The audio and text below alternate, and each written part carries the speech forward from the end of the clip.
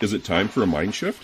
If you don't know what that means, then join your host, Dr. Clint Haycock, a former evangelical Christian pastor and Bible college teacher of over 20 years, along the journey of deconstruction and reconstruction of faith, life, religion, and spirituality.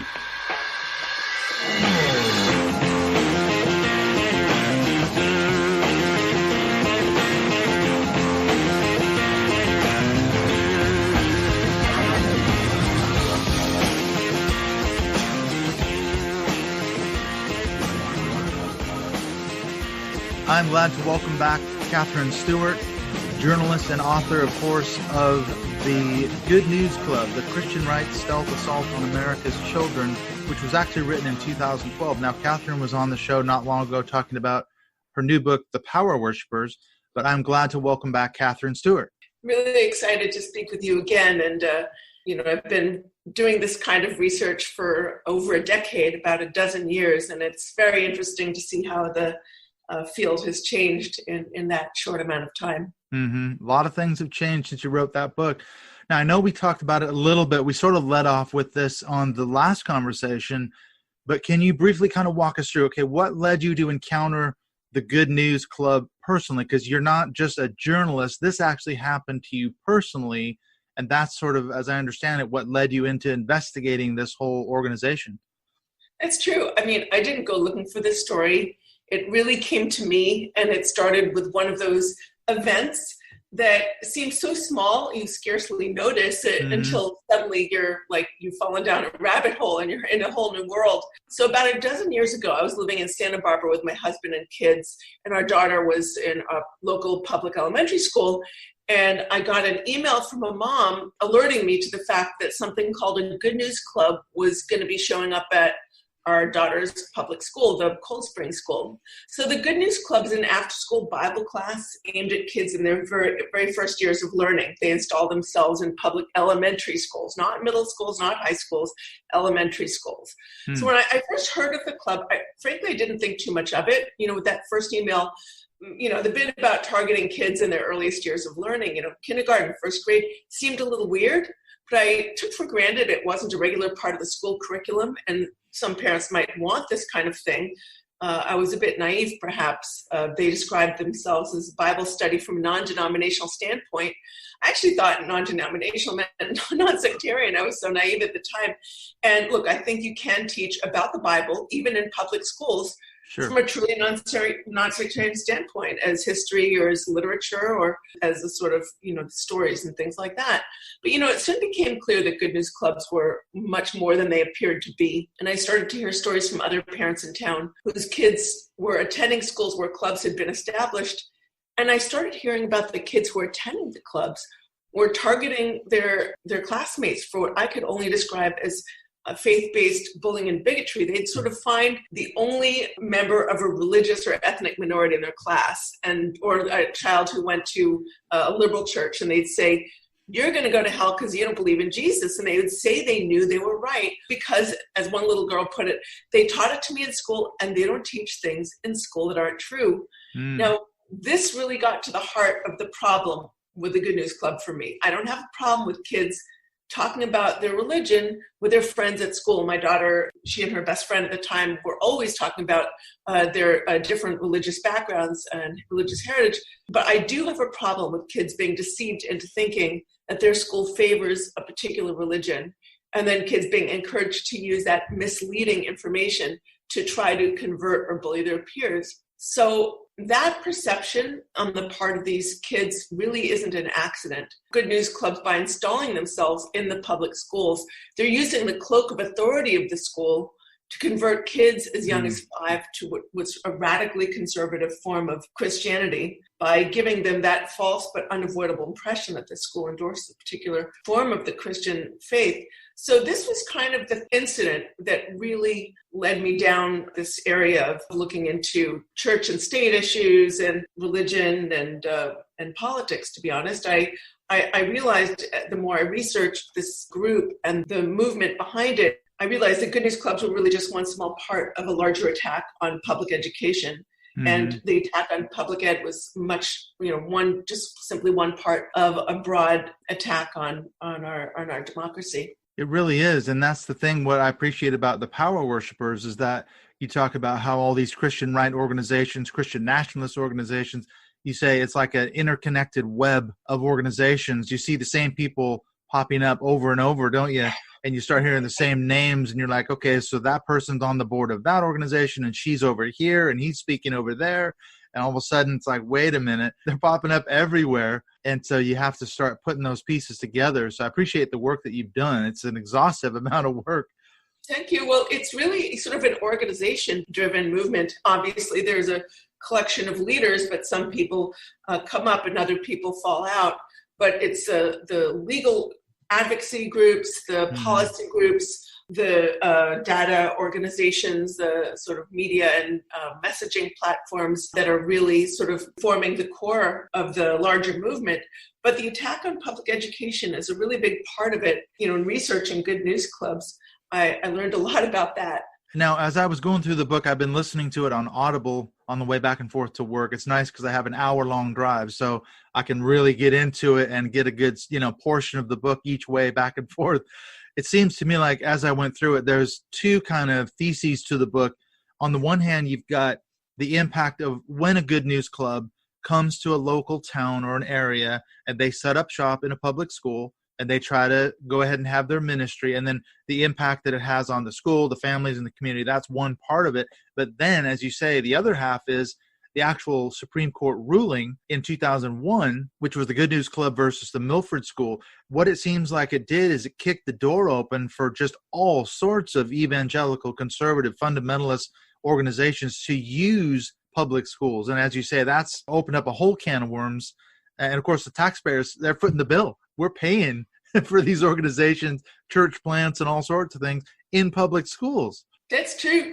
The first part of what you just said is really true. And I think it's important to know what happens when one group, a sectarian group with a very particular agenda going after other people's kids, enters the public school, sort of commandeering the common resource for their purpose of a sectarian agenda and sort of exploiting a publicly funded resource. In our community, I think about what happened to us.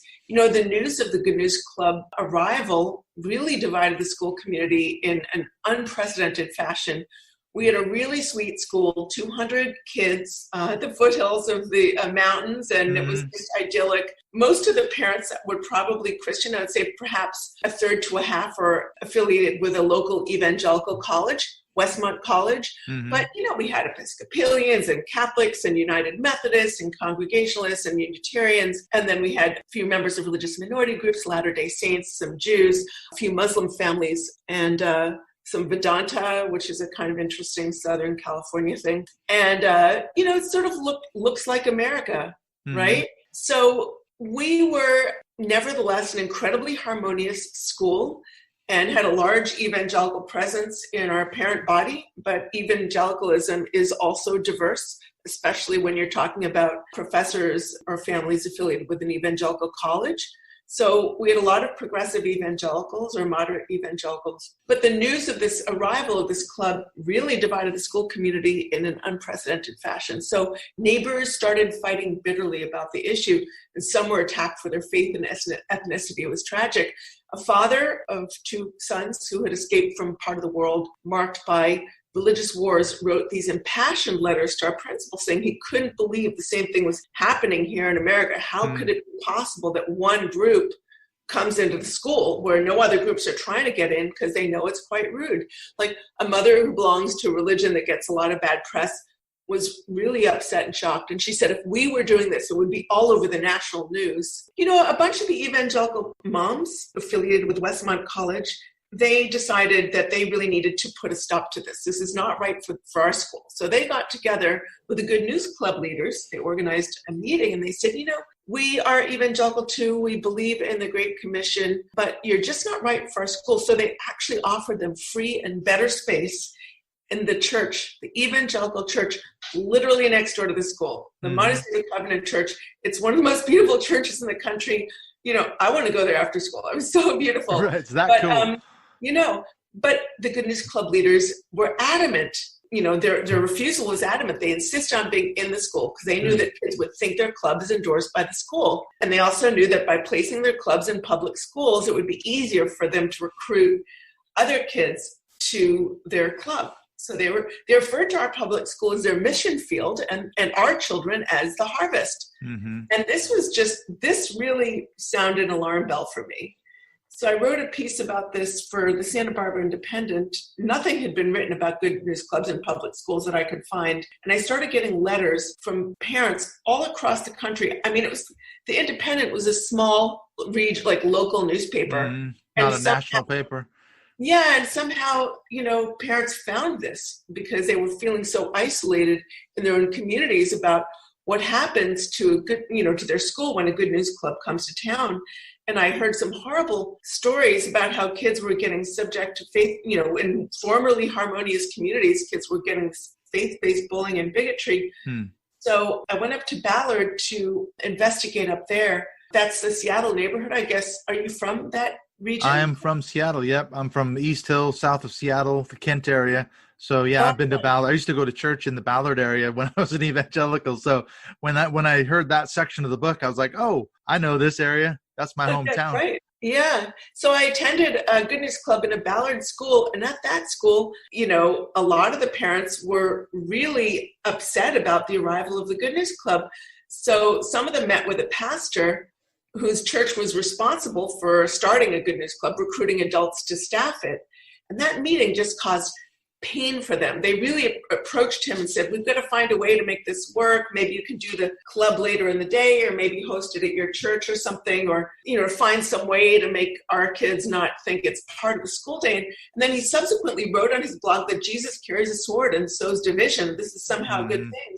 I didn't come to bring peace, but a sword. And that's just what happens when you bring the gospel. Exactly. So the parents met with the principal of the school to try and get him to make the Good News Club at least conform to existing regulations, which all outside groups have to follow. Like, don't promote, the Good News Club leaders were posting these huge posters in the school in ways that no outside school group is allowed to do.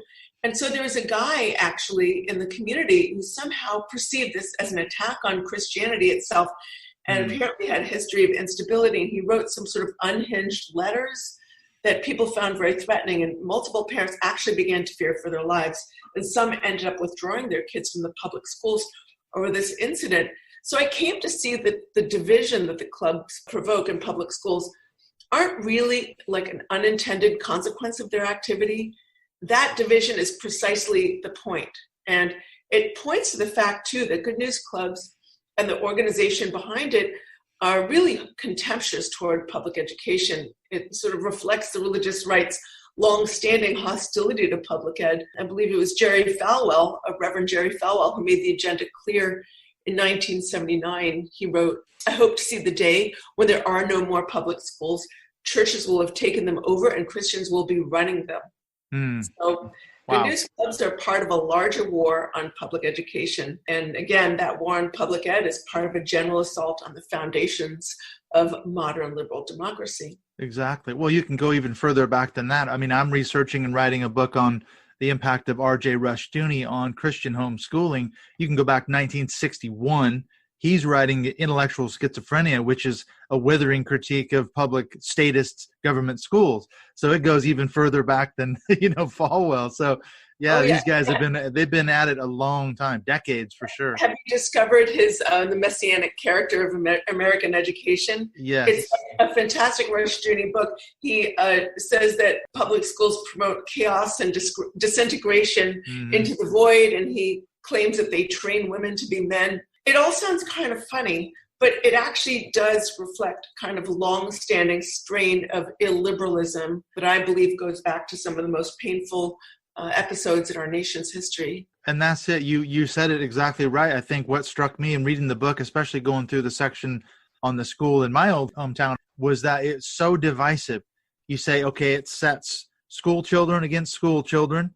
Kids are set against the teachers. Kids are against their parents. Parents are against the school for hosting the club. Parents are against other parents. The community is set against itself. I mean, it is so incredibly divisive. And the whole thing is, it's the stealth assault part, isn't it? Because they specifically want to use the public school to create the impression that it's actually an extension of the regular after-school program that's somehow sponsored or connected to the school itself. It's not, they could use the church next door, but no, it's got to be the public school. That's absolutely true. So like in Ballard, for instance, the Seattle neighborhood that we were talking about, I went to the club there all after school. Some of the clubs are school sponsored, and some of them were run by outside groups. But right after school, all the kids gather in the auditorium around different tables where they meet other members of the club and teachers, if there are teachers involved. And so looking at the room, you couldn't tell which clubs were school sponsors and which weren't. I think if you'd asked any of those elementary age kids, which of these clubs are sponsored by the school and which are run by outside groups, they just kind of give you a blank look. They wouldn't know what you're talking about. But here's the thing about the Good News Club. There are a number of adults from the outside, from the church, older people, generally who are affiliated with the church, who come in to run the Good News Clubs. They loaded up the table with store-bought cookies, candy, gummy worms, sugary drinks. It was like Halloween on steroids. And it was like an enormous volume of junk food on this table. And, kids at the other clubs were sort of rubbernecking the Good News Club table as they're walking by, like, I want some candy, stuff my mom doesn't let me eat before dinner. I mean, it was the only one with unlimited amounts of junk food. And, they know very well how to get kids interested in, perhaps joining the club where you can get free candy bars. Get them hooked in with sugar. Exactly, hooked in with sugar. I mean, at that age, my kids would have done anything for it. Absolutely, yeah. My girls would have been would. all over that table. So what's the history of the Good News Club? Because as the book goes on, you find out it's not just the Good News Club. There's actually a parent organization, the CEF, the Child Evangelism Fellowship. So what's the relationship between the Good News Club and the CEF? Can you kind of give us a backstory of the history there? Sure. Good News Clubs are run by the Child Evangelism Fellowship, the parent organization. That group has been around since 1937. It was founded by a man named J. Irwin Overholtzer, I believe, and it is presently based in Warrenton, Missouri.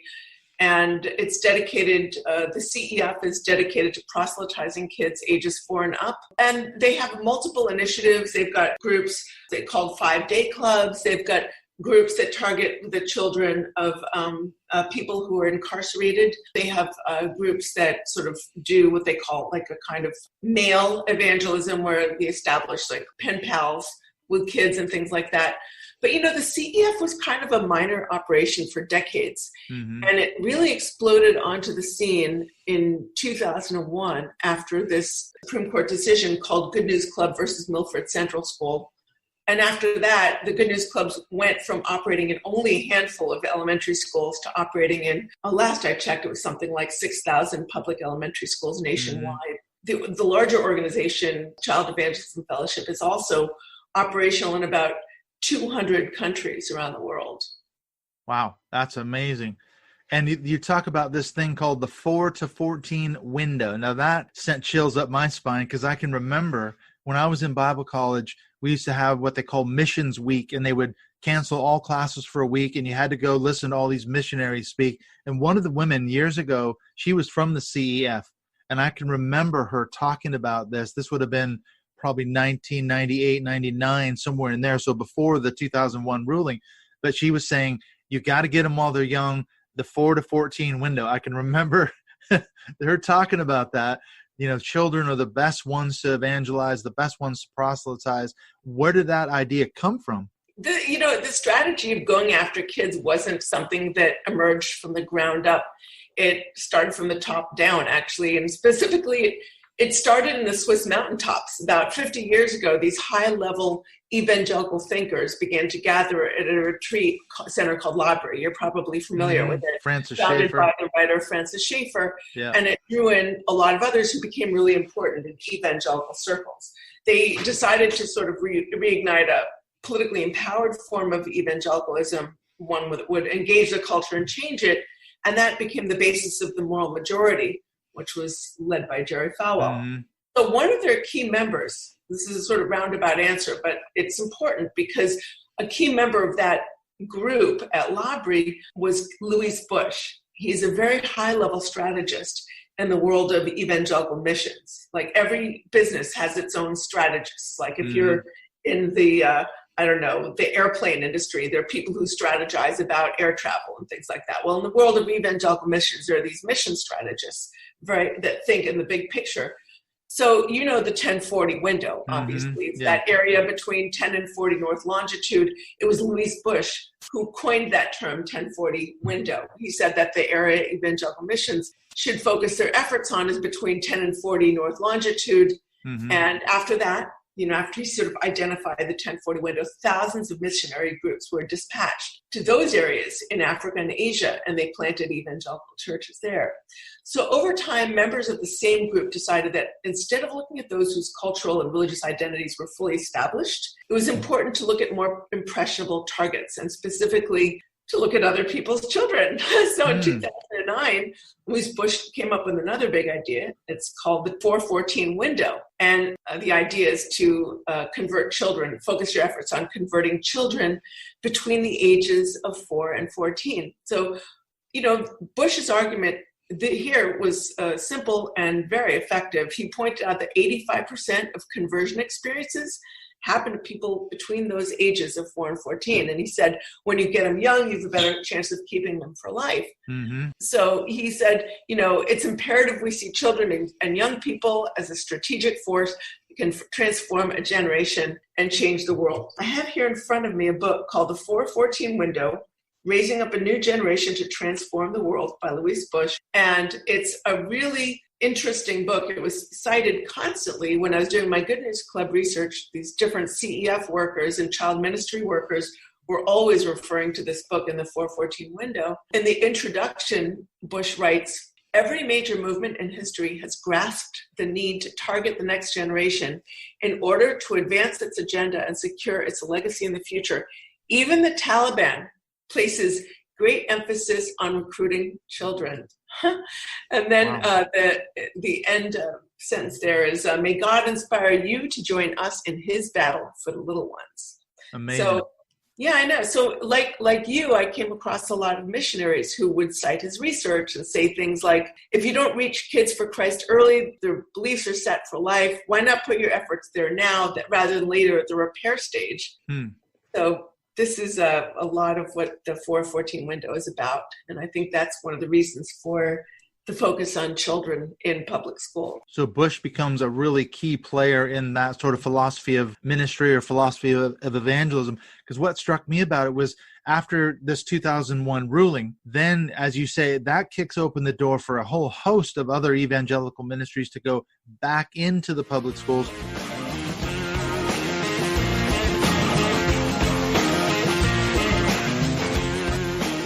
We're just going to take a super short break here in my conversation with returning guest Katherine Stewart as we continue to talk about her book, The Good News Club, The Christian Right's Stealth Assault on America's Children. And really what this is about is ultimately their assault on public schools, which has been going on for decades now. And of course, as we mentioned, it's really ramped up with the 2001 Supreme Court ruling, which has kicked the door open for a whole host of other far-right Christian missional ministries that use public schools for basically free or for very little money.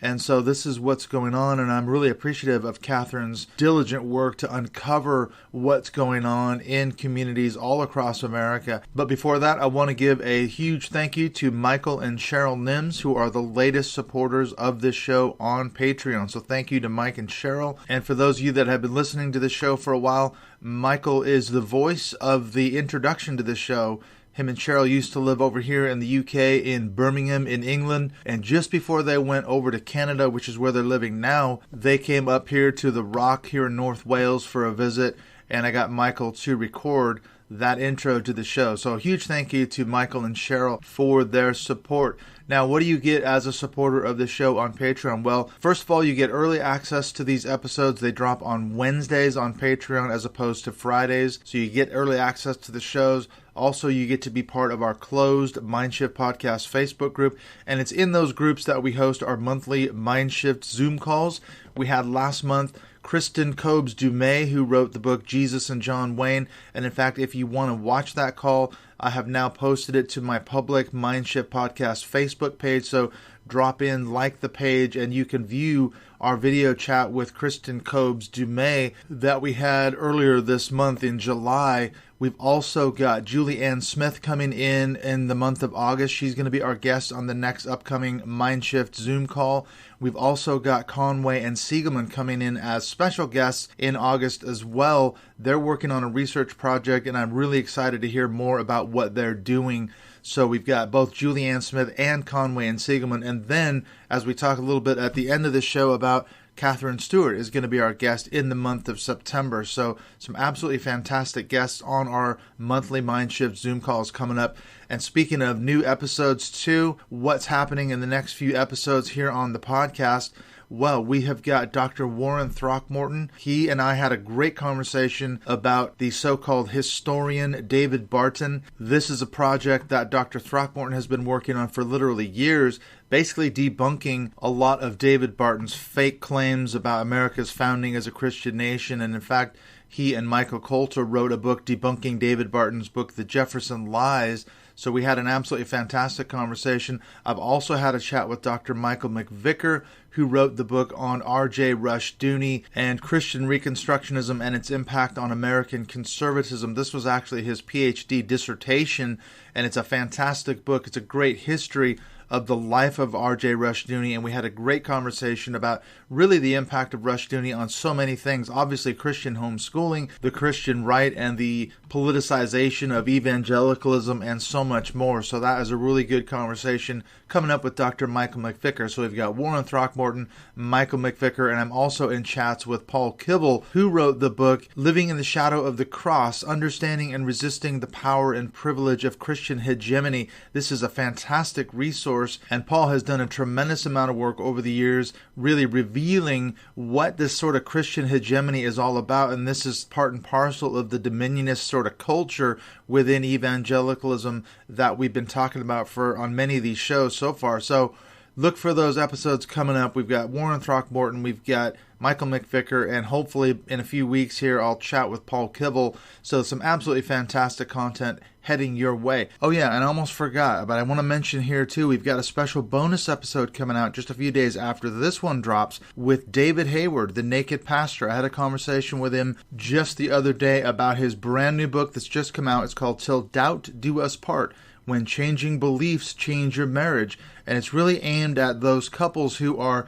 deconstructing, or maybe one of the persons in the marriage or the relationship is deconstructing, but his or her partner isn't. So what do you do? How do you navigate through that? David offers some fantastic resources. So look for that bonus episode coming up with the Naked Pastor as we talk about his book, Till Doubt Do Us Part.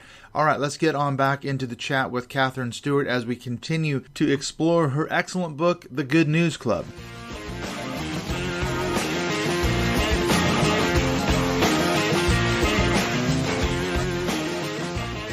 Now, I was reading Michael Ferris, who's, of course, the founder of the HSLDA, the Homeschool Legal Defense Association, as well as Patrick Henry College. He says, we are sort of the Exodus generation. The people of his age group, they're the ones who, along with guys like Rushdoony and others, they led the flight out of public schools back in the 70s and 80s. But now, he says, it's the Joshua generation. We've got to raise up a whole new generation of kids to go back in and reclaim the land. So to me, that strikes me, that's dominion theology. That's the whole language around Reconstructionism and dominion theology. Did that strike you at all when you kind of started uncovering all these other organizations doing their thing? Yeah, absolutely. It did. And it goes back to that 2001 decision, Good News Club versus Milford Central School, which removed any serious establishment clause concerns in connection with Good News style activities. And at the same time, it basically, what they did is they weaponized the free speech clause in order to diminish the power. In fact, I think they've eviscerated the establishment clause. And it basically, as you said, opened the door to outside groups of pretty much any kind. But in practice, it's only really been to sort of right-wing religious groups that have made use of that decision. In my book, The Good News Club, I actually wrote about a couple other groups that were had inserted themselves into public schools, like run by the Kabbalah Center, another sort of sect, and another Scientologist also were running some programs in public schools.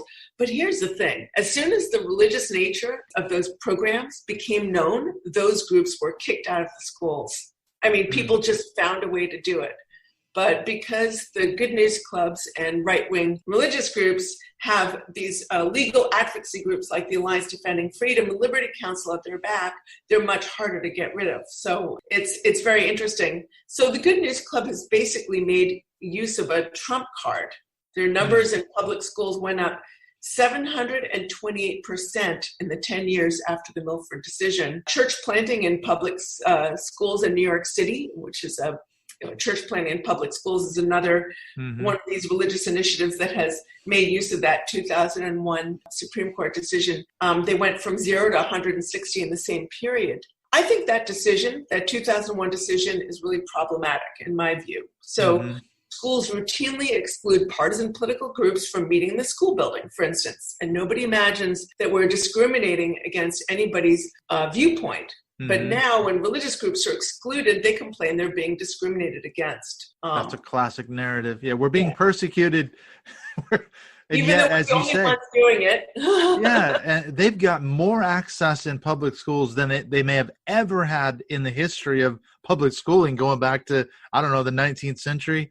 I mean, it's unbelievable. And yet, as you say, that persecution narrative is just, they're right there.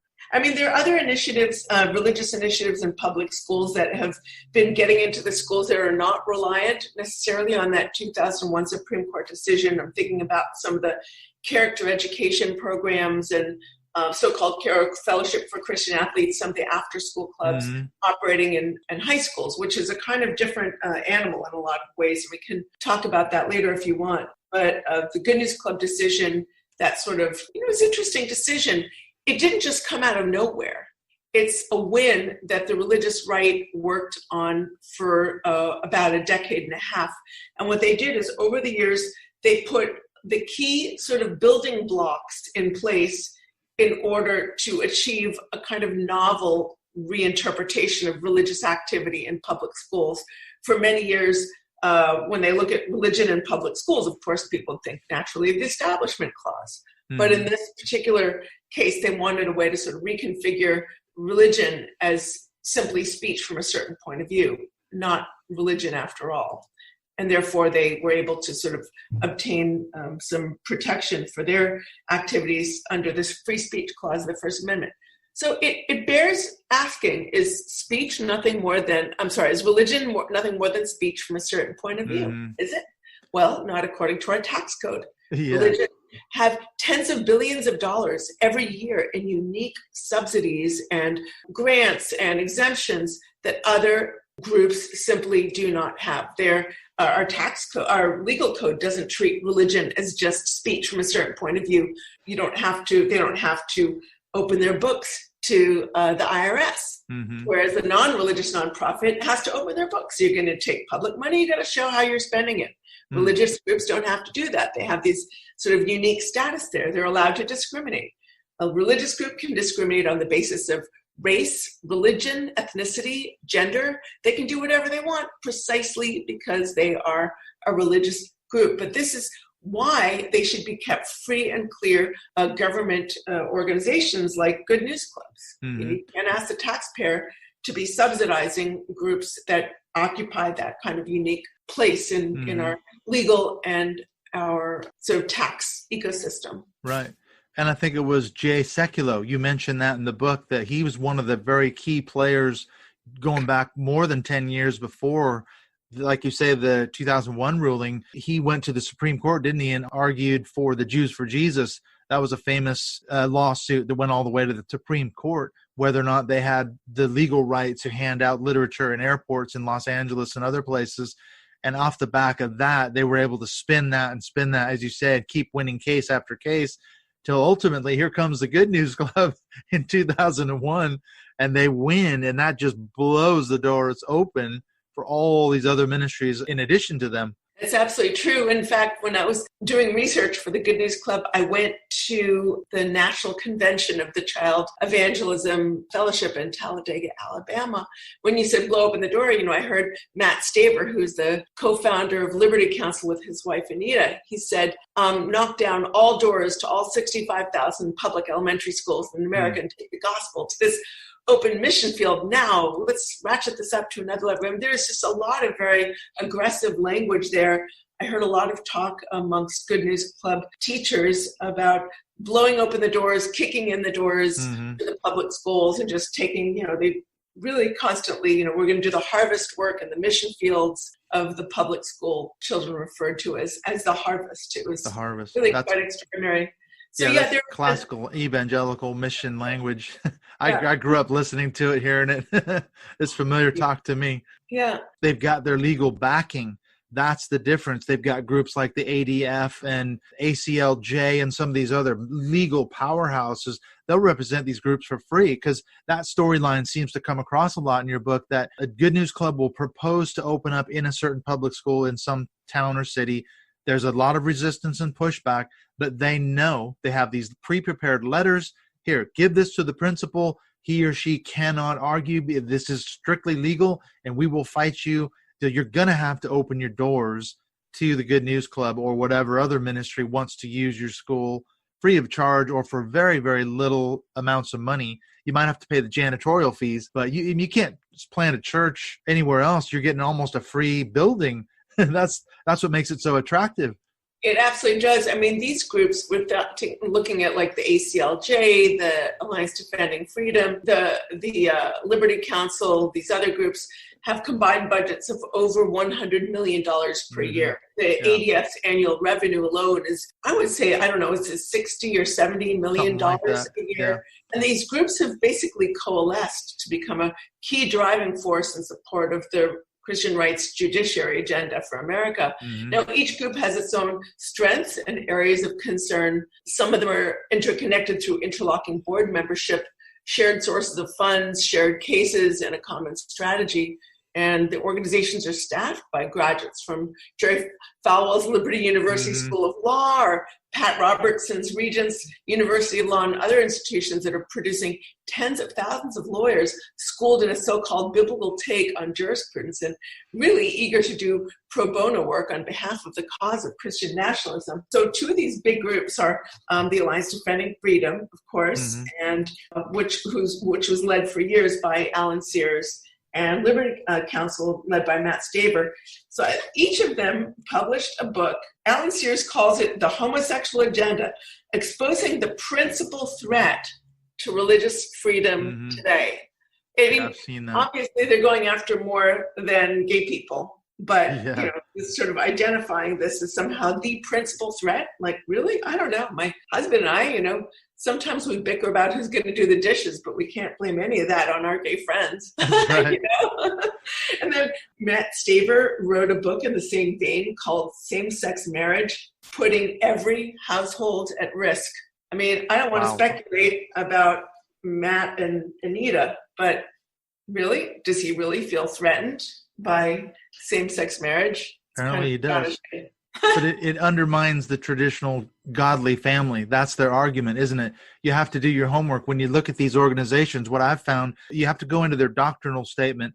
Somewhere they'll have some sort of statement of beliefs, and that's where you start to find, okay, like you say, they're actually a fundamentalist organization with a very literalist view of the Bible, and then eventually they're going to have some statement about, we believe marriage is God ordained between a man and a woman, and there's no such thing as transgender, and so they'll just rule that all right out on their websites. So you can start to find out where these organizations are really coming from theologically. You have to know the language. Right, and here's the irony. Okay, so they claim to stand up for the integrity of the family, but here they are going after other people's children in their public schools. I mean, they're treating families that don't look like theirs with an unbelievable kind of contempt. And my research, I asked several of the Good News Club leaders or teachers, whether they were very ever concerned about the fact that, the work that they're doing in public schools is leading to division among neighbors, undermining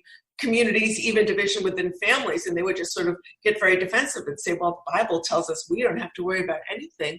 Right. And even the larger point is that the religious right, by allying itself with the far right sort of libertarian wing of the Republican Party, advocating for these far right economic policies that are widening inequality, they're basically promoting policies that make it so much harder for families to succeed.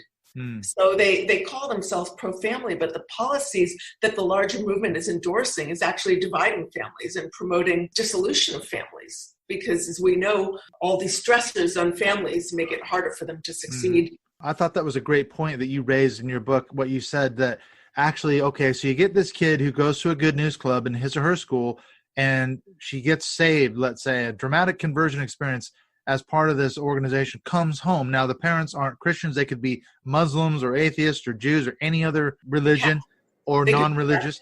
Now, this kid is trying to proselytize his or her parents, and that is going at it sort of through the back door, as you say, undermining the authority of the parents, which they claim to stand for. So how does that work exactly? Somehow it's okay for them, but not in a Christian home.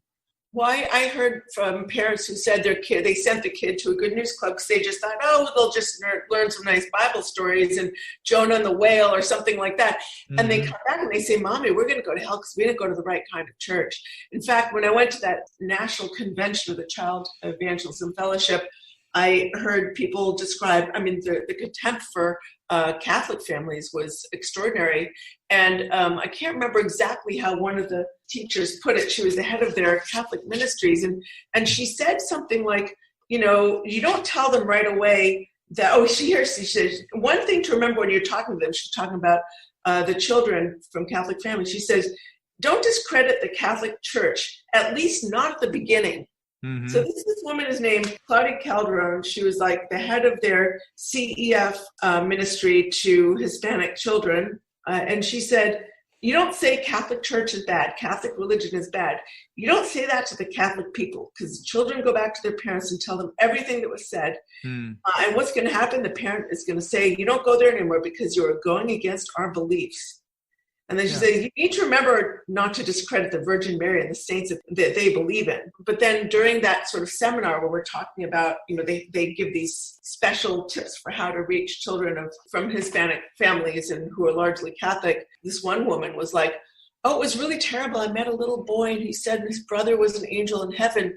And I had to tell him, no, your brother's not in heaven. Because apparently they're Catholic. I just thought this is astonishing. You're going to tell a 7-year-old, 6-year-old kid that his brother, who tragically passed, I don't know how, is not in heaven. I just thought this is unbelievable. Well, religious trauma. That's religious trauma. It absolutely is. The other Good News Club leaders I met disparaged Congregationalists, United Methodists. They called that a New Age church. So I think it's important to remember that I think, most American Christians reject the politics of conquest and division that this movement represents. They will say they are Christians as though there's only one way to be a Christian, and it's absolutely not the case. That's what struck me about it was the ties to the sort of dominionist vision, because talking about some of these other ministries, okay, you've got the Good News Club, they can use public schools, and there's obviously a whole host of other child evangelism type of ministries that go in. But then you've got the Bible as literature. These are actual curriculum courses that people can take in public schools, Christian athletics programs, the Athletes in Actions, Fellowship of Christian Athletes, Power Team, those kind of ministries, youth outreach, like you said, YWAM, Crew, Young Life. What really struck me was you talked about what they call peer-to-peer evangelism. That's a whole nother thing. The See You at the Pole movement, the Gideon's Life book, and of course the church plants in public schools. So it's a vast array of missional evangelical fundamentalist organizations using public schools in America today. It's true. Regarding these different types of peer evangelism initiatives, I remember one pastor telling me a student can reach their friend for Jesus more effectively than I, as a youth pastor or even a parent, can. And, the idea is to insert religious programming into the life of the school through peer-to-peer evangelism, and that really only works at, I would say, probably at the high school level. Look, I think at the high school level, after-school groups in general, including religious groups, should have a certain kind of, which should really have maximum leeway. I mean, if a bunch of Christian athletes or Muslim athletes or Hindu athletes want to get together after the game and talk to one another about their religion or engage in acts of worship, that seems perfectly fine to me. Mm-hmm. But as I document in my book, many of the groups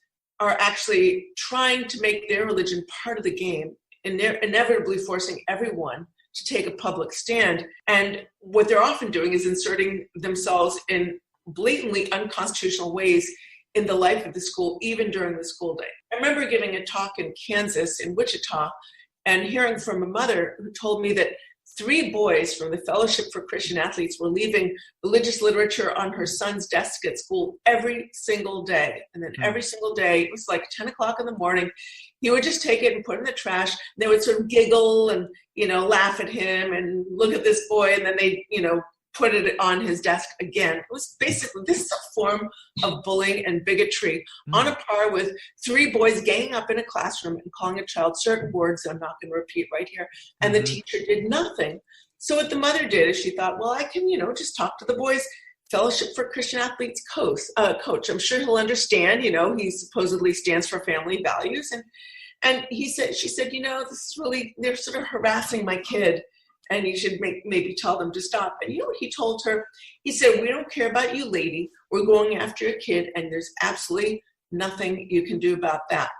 So, wow. We don't need to get overly legalistic here. Some things are technically, legally, or even constitutionally permissible, but it doesn't mean that they're the right thing to do. Absolutely. If a school in a diverse setting is supposed to function effectively and function well, its members need to show a certain amount of civility and respect to one another. I mean, we're all free to practice our faith, if any, in our homes, houses of worship, and any number of other places. We really shouldn't be turning public schools into religious battlegrounds. This is it. Well, as you say, that school becomes a church one day a week. I was thinking one of the other classic examples is, of course, the prayer before the games. That's another one. The football coach or the basketball coach, gather around, everybody. We're going to have a prayer before the game starts. And you've got a certain number of players who might be of a different faith or a different religion or atheist or whatever. And when they object to the fact that they have to go along with the prayer led by the coach or one of the players, they are ostracized and bullied in many cases. So that's another example of this sort of religious bigotry that you can see. That's true. And in many instances, these initiatives, which are supposedly student-led, are actually just, they're like student-led in the same way that like a Pee-wee soccer league is student-led. Right. It might be the kids kicking the ball on the field, but the whole thing wouldn't happen without adults orchestrating and paying for the event, providing materials, setting rules, and telling kids exactly what to do. So I was in Tennessee, Cleveland, Tennessee, and I decided to go see a See with the Pole event, which was happening that September morning. So I went to the event at the pole, and supposedly kids gathering around the pole. There were some youth pastors who had previously, like the night before, been telling the kids what to do. They posted a video on YouTube. They had a lot of pastors, youth pastors at their church sort of tell the kids, we're going to do a See You at the Pole event. So they sort of showed up, and some of the teachers showed up, and some didn't, of course. And they gathered around the pole and prayed. The kids were leading the prayer. But then after the event, there was like a big event celebrating it at a local megachurch with adults wearing sort of See You at the Pole sort of T-shirts and sort of, hailing, isn't this great that we did this? And, we're really reclaiming our school for Jesus. And, so it's clear the whole event was really orchestrated by adults. But then if they can get the kids to do it, they can say, see, it wasn't us. It was just the kids are doing it. So one of the pastors that was involved in this type of initiative said to me that this was a God-given loophole. He said that this separates, it sort of threads a separation of church and state loophole. Absolutely. I was doing some reading on the Gideon's website about their life book, and that's exactly the language you're talking about. They're saying we can't give Bibles away in a lot of places as Gideons, but we can give kids the life book. They can hand it out to their classmates without a single problem. That is 100% legal if the children do it, in air quotes. And yet, like you say, who's printing the life book? Who's funding the whole thing? It's this giant organization, the Gideons, and they're having the kids basically do their bidding, handing out this literature in public schools to their classmates. That's true. Yeah. So I have a last couple of questions for you. Maybe we can kind of divert a little bit. Now, we've talked about the Good News Club and then the impact of the ruling in 2001. That opened the door to all these other ministries using public schools. But there's another element to this, and that is the impact of conservative Christians on public school textbooks. So you talk about you went to Texas. Now, why is Texas important? What's the story on their trying to influence these public school textbooks? Why should they be concerned about that? Well, Texas was traditionally the largest purchaser of school textbooks. So publishers typically wrote to the Texas standards. This was sort of happening for many years. With the advances in online publishing, it's now easier to customize school books, and the influence of Texas on the overall national picture may be diminishing somewhat. But when I was researching my book, as recently as a few years ago, like when I showed up at the Texas State Board of Education hearings on textbook standards, every single representative of every major textbook publisher was there. It was like a circus. It was actually really fun to watch. I guess maybe fun in a sick way. Yeah, fun in air quotes again. So like some people enjoy watching horror movies. Right, so, can't turn away. Yeah, I know. And so a sort of far-right faction was dominating the Texas State Board of Education that was in charge of approving different curriculum standards, and they were sort of reviewing the textbook curriculum that was going to be used in, social studies textbooks across the country. Watching that team in action was like watching the death, the murder of education by 1,000 paper cuts. They implemented all of these small changes that added up to a big shift in the direction of lessons that the children in Texas and beyond were learning about history, economics, race, and religion. All of this was intended to promote an acceptance of far-right economic ideology, a sort of hailing of the free markets, diminishment of the acknowledgement of and respect for ethnic, racial, and religious pluralism. The racism embedded in those discussions and the textbook change that they approved was astonishing and really depressing. And the diminishment of separation of church and state, they're really tying the idea of America to specific religious, racial, and cultural identities. And we know guys like David Barton in Texas, the wall builders, he's very influential on Texas state school books as well. I'm not sure if he still has a hand in that. Has that changed at all? Do you think in the last few years since your book came out, has that sort of changed the dynamic in the Texas school book situation? I gather that it's not as influential as it was for decades. But at the time that I wrote my book, the Texas standards were like, what everybody was after. So, it was like a three-ring circus. Last question. We talked about this a little bit. I was thinking as I went through the book that you hear that line, we talked about it before, that the Christians are always saying they're so persecuted, They endured 8 years of bullying under the Obama administration. Of course, now they've got Trump. In fact, I was listening to a guy on YouTube. His name is Rick Wiles, and he's like a complete conspiracy theorist, homophobic, anti-Semitic, right-wing Christian. He was saying the other day that when his order was overridden to call the troops, to tell them to stand down so they could quell these riots. And Rick Wiles was like, that's it. Trump has lost control. The godless communists are in charge. And this ministry is now going to go underground because we're so persecuted. What are you talking about? They've got unprecedented access, but they can point to like the 1962, 1963 Supreme Court rulings, removing public, Bible readings in school, public school prayers. See, they say, that's it. We're so persecuted. What's your feeling now that you've done all this research? Is that a true narrative, or what's the status sort of going forward? I mean, are they persecuted? Of course they're not persecuted. That's absolutely ridiculous. But the persecution narrative is how they build their base. Even talking about those 60 Supreme Court rulings on prayer completely overlooks the fact that for decades before those 62 and 63 rulings, a number of other rulings had sought to affirm the separation of church and state in public schools. I mean, Justice Frankfurter explained, I believe it was in the 40s, early 40s, he said something like, any activity that sharpens the consciousness of religious differences among public school kids causes precisely the consequences against which the Constitution was directed when it prohibited the government common to all from becoming embroiled, however innocently, in the destructive religious conflicts of which the history of even this country records some dark pages. Religion in public schools was very divisive, even as early, in the 1840s, when Catholics started to immigrate into America in large numbers. And at that time, public school textbooks were filled with anti-Catholic bigotry.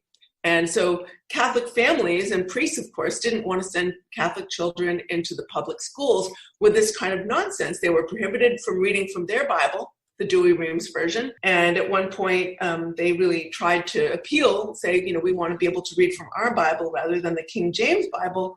And Protestant nativists pushed back. And in the 40s, 2 separate occasions, the streets of Philadelphia erupted and people were killed and maimed in the streets over which version of the Bible would be allowed to be read from in public schools. And similar conflicts erupted in Maine, in Boston, in Cincinnati. And, Ulysses Grant, president at the time, said something like, leave the matter of religion to the altar, the church, the home, and leave the public schools, leave religion out of the public schools. The idea was that he said, this is forever, church and state should be separate because, when you have a pluralistic society, a society as irreducibly pluralistic as ours, the insertion of one particular sectarian group into a common resource is incredibly divisive and destructive. It really is. I will say that just personally speaking for myself, what your work has done for me, it's all about this education piece, isn't it? Where you can look at these movements and start to put the pieces together. And I think both of your books, The Good News Club as well as The Power Worshippers, they do a good job. I've learned a lot from that. It's helped me to put a lot of the pieces together and sort of connect names to faces and movements and things like that, the stuff that I've been researching kind of from the Christian Reconstructionist end. So if people want to learn more about the Christian right stealth assault on American children, they definitely need to pick up your book, The Good News Club.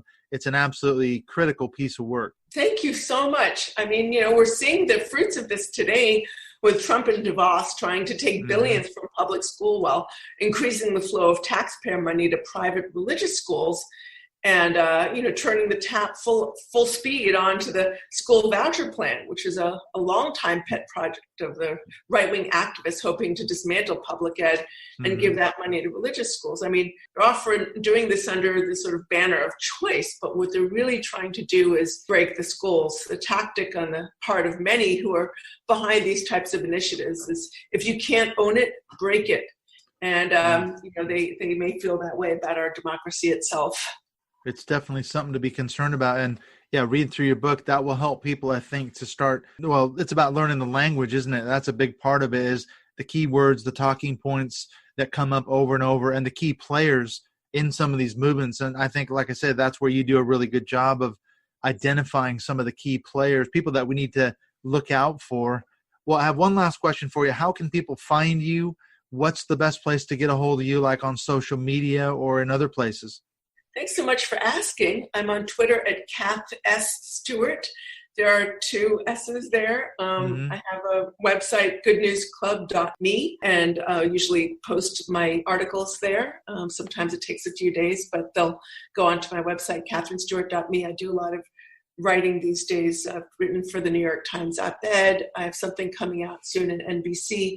I had a piece earlier this week come out in the Daily Beast, and I've written also for the Washington Post, the New York Review of Books, the New Republic, and many others. Right. So people can find your work out there. Do a Google search on Katherine Stewart stuff. I've read your articles in The Guardian and some other places as well. So you're definitely out there. So thank you so much. I was going to say too, people can, if they want to come in, we've got you booked for our Mindship Zoom call in September, I believe. So I am so looking forward to introducing you to some of the people in our groups on Facebook. So thank you so much for agreeing to drop in September as well. Oh, it's so my pleasure. It's always really great to have a conversation with you, and really looking forward to September as well. Okay, thank you so much, Katherine. I will speak to you again. Thanks. Take care.